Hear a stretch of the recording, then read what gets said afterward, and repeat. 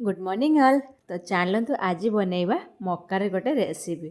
तो से fresh sweet popcorn को ताको टिके काटी नहीं काटी नहीं सारापर गरम पानी 5 मिनिट कि मात्र सिझे नहीं सिझे नहीं सारापर ताको भल भाव छांकी देले छांकी देवा द्वारा से जहाँ भी पानी था सब निगड़ी गला से बीट लुण लंका गुंड जीरा गुंड चाट मसला पकई सारे से पियाज को छोट छोट कर काटिकी पकई देती पुणी आते लेंबू पकईली तापर कौन पूरा तो टेस्टी लगे आ कौन आपण भी चाहिए आपण भी आउ कि पकईबार जमीक टमाटो ता सहित पुदीना पत्र धनिया पत्र एसबू पकईबे खाई सारे मत जमती भल लगे मुझे बनई आपड़ जमती भल लगे सेमती पकईबे खाली पुदीना पत्र सॉरी धनिया पत्र ही पकई जहाँ भी बहुत टेस्ट लगला आप भी आउ कि मिसई पारे बहुत बढ़िया लगे आते सीझा आलू भी मिसई पारे।